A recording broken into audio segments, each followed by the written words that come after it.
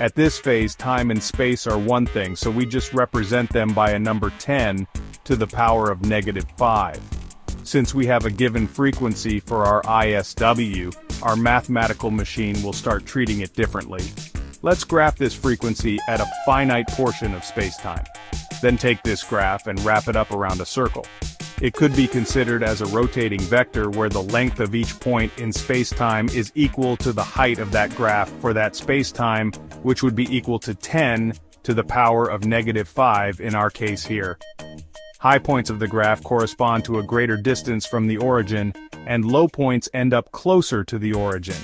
So moving forward, 10 to the power of -5 units of spacetime would correspond to a single rotation around the circle.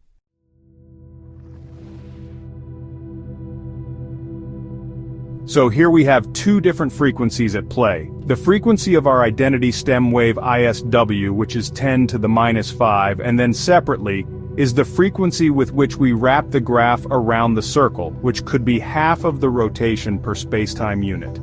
The winding frequency at this phase matches the frequency of our signal, 10 to the -5. All the high points on the graph happen on the right side of the circle, and all of the low points happen on the left. Remember that the identity stem wave ISW is the BC or quantum wave of the smashed and shattered elementary particle.